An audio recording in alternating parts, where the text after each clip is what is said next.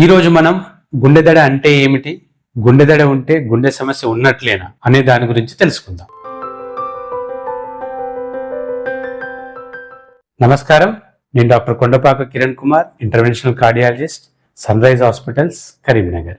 Normal గా మన గుండె నిమిషానికి 60 నుంచి 100 సార్లు కొట్టుకుంటుంది. ఇలా కొట్టుకోవడం ద్వారా మన బాడీ అంతటా రక్త సరఫరా చేయడం అనేది గుండె పని. సో నార్మల్ గా గుండె కొట్టుకుంటున్నప్పుడు దాని శబ్దం మనకు వినపడడం అనేది ఉండదు. ఒకవేళ ఆ శబ్దం మనకు వినపడుతుంది, ఆ వినపడడం వల్ల మనకి ఇబ్బంది కలుగుతుంది అంటే దాన్నే గుండె దడ అని అంటారు. దీన్నే మెడికల్ టర్మినాల్లో పాల్పిటేషన్స్ అని అంటారు. ఈ పాల్పిటేషన్ ఆర్ గుండె దడ అనేది గుండె స్పీడ్ ఎక్కువైనా వస్తుంది, గుండె స్పీడ్ తక్కువైనా వస్తుంది. సో నా దగ్గరికి రొటీన్ గా వచ్చే ఓపీ పేషెంట్ లో గుండె దడతో ఎవరైతే వస్తారో వాళ్ళలో 100 మందిలో 40 మందికి మాత్రమే గుండె సమస్య ఉంటుంది. మిగతా 60% మందికి సాధారణమైన గుండె దడనే ఉంటుంది. సో ఈ గుండె సమస్య ఉన్న గుండె దడన, గుండె సమస్య లేని గుండె దడన ఎలా తెలుసుకోవచ్చు?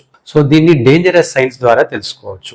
ఎప్పుడైతే గుండె దడ రావడం, సడన్ గా రావడం, గుండె దడతో పాటు ఛాతీలో నొప్పి రావడము, దాంతో పాటు ఆయాసం రావడం, దాంతో పాటు కళ్ళు తిరిగి పడిపోవడము అండ్ గుండె దడతో పాటు పూర్తిగా అన్కాన్షియస్ అవ్వడం, వీటిని డేంజరస్ సైన్స్ అని అంటారు. ఎవరిలో అయితే గుండె దడతో పాటు ఈ లక్షణాలు ఉంటాయో వాళ్ళలో గుండె సమస్య ఉండే అవకాశం ఉంటుంది. ఎవరిలో అయితే ఓన్లీ గుండె దడ ఉంటుంది, ఇటువంటి సమస్యలు ఏం లేవన్నప్పుడు అది సాధారణమైన గుండె దడ అని అనుకోవచ్చు. ముందుగా మనం సాధారణమైన గుండె దడ గురించి తెలుసుకుందాం. సాధారణమైన గుండె దడ అంటే గుండె దడ ఉంది బట్ భయపడాల్సినంత పెద్ద జబ్బు ఉండదు.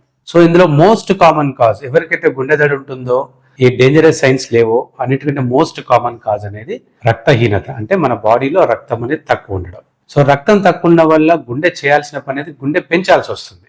సో రక్తం తక్కువ ఉంది, మన బాడీలో అన్ని అవయవాలకు న్యూట్రియంట్స్, ఆక్సిజన్ సప్లై చేయాలి. కాబట్టి గుండె 60-70 సార్లు కొట్టుకోవాల్సి వల్ల అది 100 సార్లు 120 సార్లు కొట్టుకుంటుంది. దానివల్ల ఈ తక్కువ ఉన్న రక్తం వల్ల మన బాడీలో మిగతా ఆర్గాన్స్ కి న్యూట్రియంట్స్ డెఫిషియన్సీ రాకుండా గుండె అనేది స్పీడ్ గా కొట్టుకుంటుంది. ఈ స్పీడ్ గా కొట్టుకోవడం వల్ల మనకు అది గుండె దడలాగా వస్తుంది. దాని తర్వాత most common alcohol consumption. So కొందరు డైలీ ఆల్కహాల్ తీసుకుంటారు. సో వాళ్ళలో ఆల్కహాల్ తీసుకున్నప్పుడు గుండె రిథమ్ అనేది మంచిగానే ఉంటుంది, కంట్రోల్లోనే ఉంటుంది. ఒక్కసారి ఆల్కహాల్ ఎఫెక్ట్ పోయిన తర్వాత, అంటే మరుసటి రోజు కావచ్చు, తాగిన తర్వాత 5-6 గంటల తర్వాత కావచ్చు, ఆల్కహాల్ ఎఫెక్ట్ పోగానే మన బాడీ లోపల సింపథెటిక్ సిస్టమ్ అనేది ఓవర్ యాక్ట్ అయిపోయి దానివల్ల గుండె అనేది స్పీడ్ గా కొట్టుకుంటుంది. సో దీనివల్ల ఆల్కహాల్ తాగే పేషెంట్ లో కూడా గుండె దడ వచ్చే అవకాశం ఉంటుంది.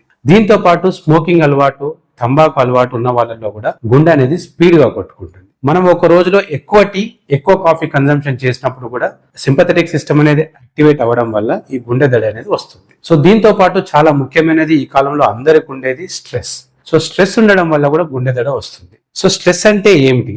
స్ట్రెస్ అనేది ఒక జబ్బు కాదు, ఒక ప్రాబ్లం కి మనం దాన్ని ఎలా తీసుకుంటున్నాము, దానికి ఎలా రియాక్ట్ అవుతున్నాం అనే దాన్ని బట్టి స్ట్రెస్ అనేది డిఫైన్ అయి ఉంటుంది. కాబట్టి స్ట్రెస్ అనేది మన చేతిలో పని.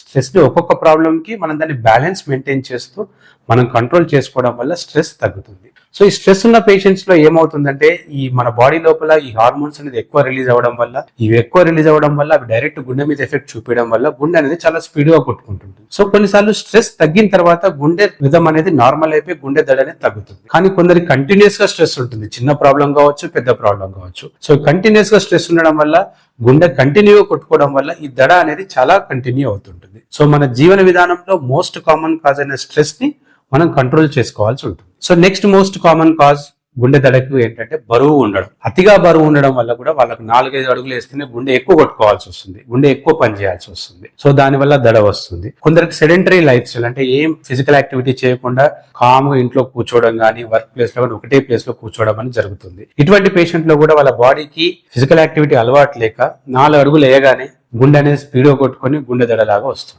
థైరాయిడ్ హార్మోన్ ఎక్కువ ప్రొడ్యూస్ అయినా దాన్ని థైరోటాక్సికోసిస్ అంటారు, దాని వల్ల కూడా గుండె దడ రావచ్చు. కొన్నిసార్లు థైరాయిడ్ హార్మోన్ తక్కువై మనం వాడే థైరాక్సిన్ టాబ్లెట్ డోస్ ఎక్కువైనా కూడా గుండె దడ రావచ్చు. సో మీకు ఇప్పుడు ఒక అనుమానం రావచ్చు, సార్ మీరే సాధారణమైన గుండె దడ అని చెప్పారు కదా, ఇప్పుడు దాన్ని ట్రీట్ చేయాల్సిన అవసరం ఉన్నదా? ఫర్ ఎగ్జాంపుల్ ఒబేసిటీ పేషెంట్ కావచ్చు, ఆల్కహాల్ తాగే అలవాటు ఉన్న వాళ్ళు కావచ్చు, స్మోకింగ్ ఉన్న వాళ్ళు కావచ్చు, ఇప్పుడు మీరు కంట్రోల్ చేయాల్సిన అవసరం ఏముంది సార్, మీరే సాధారణమైందని చెప్పారు కదా. సో ఇందులో ప్రాబ్లం ఏంటంటే మనం ఎప్పుడైతే మన కెపాసిటీకి మించి ఎక్కువ పని చేసామో మనం త్వరగా అలసిపోతాం. అలాగే మన గుండె కూడా దాన్ని డిజైన్ చేసిన రేట్ కంటే ఎక్కువ, అంటే 100 కంటే ఎక్కువ నిమిషానికి ఎక్కువ రోజులు అలా కొట్టుకుంటూ పోతూ ఉంటే త్వరగా అలసిపోయే అవకాశం ఉంటుంది. దీనివల్ల కొన్ని రోజులకు ఫ్యూచర్ లో గుండె అనేది వీక్ అవుతుంది. దీన్నే టెకికార్డియా ఇండ్యూస్డ్ కార్డియోమయోపతి అని అంటారు. సో ఇది సాధారణమైంది కదా, ఇప్పుడు మనం దాన్ని నెగ్లెక్ట్ చేస్తే ఫ్యూచర్ లో ఈ గుండె స్పీడ్ కొట్టుకోవడం వల్ల గుండె దడ వచ్చి గుండె వీక్ అయ్యే అవకాశం ఉంటుంది. సో ఇప్పుడు గుండె దడ ఉన్నది, డేంజరస్ సైన్స్ లేదు, అది సాధారణ గుండె దడ అని అనుకున్నాం. అప్పుడు మనం వాటిని ట్రీట్ చేసుకోవాలి. రక్తం తక్కువ ఉందా, రక్త పరీక్ష చేసుకోవాలి, డాక్టర్ గారిని కలవాలి, దానికి సంబంధించిన మందులు వాడుకోవాలి. ఆల్కహాల్ అలవాటు ఉందా, వీలైనంత త్వరగా ఆల్కహాల్ ని తగ్గించుకుంటూ రావాలి. సిగరెట్ గానీ టొబాకో చూయింగ్ అని అలవాటు ఉందా, దాన్ని వీలైనంత త్వరగా మానేయాలి. బరువు ఉన్నారా, బరువు తగ్గించుకోవాలి. ఒకవేళ ఫిజికల్ యాక్టివిటీ అసలు అలవాటు లేదా, సో రోజు ఫిజికల్ యాక్టివిటీ చేయాలి. రోజుకి 30 నిమిషాలు, వారానికి 5 రోజులు మనం ఫిజికల్ యాక్టివిటీ చేయడం వల్ల గుండెకి సంబంధించిన దడ కావచ్చు, హార్ట్ అటాక్ సంబంధించిన వాటి నుంచి తప్పించుకోవచ్చు. సో ఫిజికల్ యాక్టివిటీ అంటే ఏంటి సార్ అంటే ఏరోబిక్ ఫిజికల్ యాక్టివిటీస్ చేయాలి. ఏరోబిక్ ఫిజికల్ యాక్టివిటీ అంటే వాకింగ్ చేయడం కానీ, రన్నింగ్ చేయడం కానీ, సైక్లింగ్ చేయడం కానీ, స్విమ్మింగ్ చేయడం కానీ చేయడం వల్ల మన బరువు తగ్గుతుంది. ఈ ఫిజికల్ యాక్టివిటీ వల్ల మన హార్ట్ రేట్ కూడా కంట్రోల్ ఉండి గుండె దడ తగ్గే అవకాశం ఉంటుంది. సో టీ కాఫీ ఎక్కువ అలవాటు ఉన్న వాళ్ళు వాటిని తగ్గించుకుంటూ రోజుకు ఒక్కసారి కానీ 2 సార్లు కానీ తాగాలి. అండ్ టీ కాఫీ స్ట్రాంగ్ గా కాకుండా మీడియం స్ట్రెంగ్త్ తో తాగాల్సి ఉంటుంది. మనం అన్నీ చేసాం అయినా గుండె దడ తగ్గట్లేదు అంటే అప్పుడు మందులతోని గుండె దడని తగ్గించుకోవాల్సి వస్తుంది. సో ఇప్పుడు కొందరిలో గుండె దడ ఉంటుంది, డేంజరస్ సైన్స్ ఉన్నాయి. ఇప్పుడు అది ఏ రకమైన గుండె దడ అని ఖచ్చితంగా తెలుసుకోవాలి. ఎందుకంటే ఏ రకమైన గుండె దడ అని తెలుసుకోవడం ద్వారానే మనం దాన్ని ఎలా ట్రీట్ చేయాలనేది తెలుస్తుంది. దానివల్ల పేషెంట్ కి సిమ్టమ్స్ ఎలా రిలీవ్ చేయాలనేది తెలుస్తుంది. సో దీన్ని తెలుసుకోవడానికి అతి ముఖ్యమైన ఇన్వెస్టిగేషన్ ఈసీజీ. ఈసీజీ తీయడం ద్వారా గుండె స్పీడ్ గా కొట్టుకుంటుందా, తక్కువ కొట్టుకుంటుందా. ఎందుకంటే గుండె స్పీడ్ గా కొట్టుకున్న గుండె దడ వస్తుంది, గుండె స్లోగా కొట్టుకున్న గుండె దడ వస్తుంది. గుండె స్పీడ్ గా కొట్టుకునే జబ్బులలో ముఖ్యంగా 3 రకాల జబ్బుల గురించి మనం డిస్కస్ చేయాలి. మొదటిది ఏట్రియల్ ఫిబ్రిలేషన్, రెండవది సుప్రావెంట్రికులర్ టకికార్డియా, మూడవది వెంట్రికులర్ టకికార్డియా. ఈ ఏట్రియల్ ఫిబ్రిలేషన్ అనేది రిథమ్ డిస్టర్బెన్స్. నార్మల్ గా రెగ్యులర్ కొట్టుకోవాల్సిన గుండె ఇర్రెగ్యులర్ గా కొట్టుకుంటుంది. సో దీనివల్ల గుండె స్పీడ్ కొట్టుకోవడము, గుండె దడ రావడము, దాంతోపాటు ఇటువంటి పేషెంట్ లో పక్షవాతం రిస్క్ అనేది ఉంటుంది. రెండవది సుప్రావెంట్రికులర్ టకికార్డియా, అంటే గుండె చాలా స్పీడ్ గా కొట్టుకుంటుంది కానీ ఇది ప్రాణం మీదకి వచ్చే జబ్బు కాదు. దీనివల్ల చాలా మందికి ప్రాబ్లం అనేది ఉండదు. దీన్ని ప్రాపర్ గా డయాగ్నోస్ చేసి మెడిసిన్స్ వాడుకుంటే సరిపోతుంది. నెక్స్ట్ 3వ రకమైనది, ముఖ్యమైనది, అతి ప్రమాదకరమైనది వెంట్రికులర్ టకికార్డియా. ఇందులో గుండె చాలా స్పీడ్ గా కొట్టుకుంటుంది. ఇందులో నిమిషానికి 200 సార్ల కంటే ఎక్కువతో పాటు పేషెంట్ కి ఆయాసం రావడము, కళ్ళు తిరిగి పడిపోవడము, సడన్ గా స్పృహ తప్పి పడిపోవడం, కొన్నిసార్లు ప్రాణం మీదకి కూడా వచ్చే అవకాశం ఉంటుంది. ఈ వెంట్రికులర్ టకికార్డియా అనేది చాలా సార్లు మనకు డయాగ్నోస్ చేసేంత సమయం ఉండదు. పేషెంట్ కండిషన్ ని బట్టి దగ్గరలో ఉన్న డాక్టర్ దగ్గరికి తీసుకెళ్లాల్సి ఉంటుంది. సో నెక్స్ట్ కొందరిలో 2D ఎకో చేయడం ద్వారా ఈ గుండె దడ కారణం కూడా తెలుసుకోవచ్చు. సో మన గుండె లోపల 4 గదులు ఉంటాయి. ప్రతి గదికి ఒక కవాటం ఉంటుంది. ఆ కవాటం లీక్ అవ్వడం వల్ల బ్లడ్ అనేది ఒక ఛాంబర్ లోకి ఓవర్లోడ్ అవ్వడం వల్ల ఆ బీట్ అనేది స్ట్రాంగ్ గా రావడం వల్ల కూడా గుండె దడ అనేది వస్తుంది. సో 2D ఎకో చేయడం వల్ల స్ట్రక్చరల్ గా హార్ట్ లో ఏమైనా ప్రాబ్లం ఉందో చూసుకొని దాన్ని ట్రీట్ చేస్తే మన గుండె దడ ఆటోమేటిక్ గా తగ్గిపోతుంది. కొన్నిసార్లు పేషెంట్ కు గుండె దడ ఉంటుంది, డాక్టర్ దగ్గరికి వెళ్తారు, డాక్టర్ దగ్గరికి వెళ్లే లోపు గుండె దడ తగ్గిపోతుంది.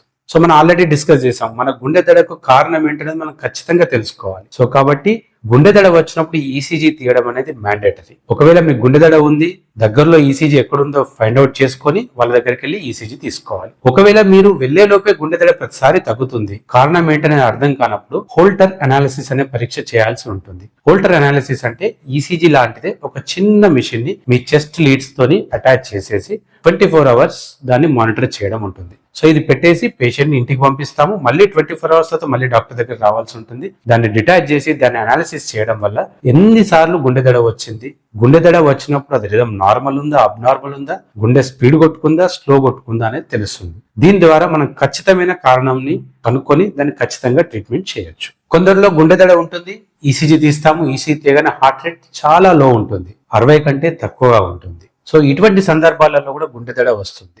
ఈ హార్ట్ రేట్ తక్కువ ఉండడానికి ముఖ్య కారణం వయసైన వాళ్ళల్లో మన ఇంట్లో అయితే ఎట్లయితే ఎలక్ట్రిక్ సిస్టమ్ ఉంటుందో, లైట్స్ వెళ్ళడానికి, ఫ్యాన్ వెళ్ళడానికి ఎలక్ట్రిక్ సిస్టమ్ ఉంటుందో, మన గుండె లోపల కూడా గుండె కొట్టుకోవడానికి, చిన్న కరెంట్ పాస్ కావడానికి కండక్షన్ సిస్టమ్ అనేది ఉంటుంది. వయసుతో పాటు కొన్నిసార్లు కండక్షన్ సిస్టమ్ అనేది స్లోగా డ్యామేజ్ అనేది జరుగుతుంది. ఇలా జరగడం వల్ల గుండె స్పీడ్ అనేది తగ్గిపోయి నిమిషానికి 60 నుంచి 100 సార్లు బదులు 60 కంటే తక్కువ 40-30 సార్లు కొట్టుకోవడం వల్ల పేషెంట్ కళ్ళు తిరిగి పడిపోవడం, దాంతో పాటు గుండె దడ కూడా వస్తుంది. సో ఇటువంటి పేషెంట్ లో మనం పేస్ మేకర్ అనే చిన్న ఆపరేషన్ లాంటివి చేయడం వల్ల గుండె స్పీడ్ ని పెంచి ఈ దడ తగ్గించచ్చు, దాంతో అసోసియేట్ అయిన సిమ్టమ్స్ కూడా తగ్గించవచ్చు. ఇప్పుడు గుండె దడ గురించి తెలుసుకున్నారు కదా. ఒకవేళ గుండె దడ ఉన్నప్పుడు అది సాధారణమైనదా, డేంజరస్ గుండె దడనా, కార్డియాలజిస్ట్ సంప్రదించి ట్రీట్మెంట్ తీసుకోవాలి. Thank you.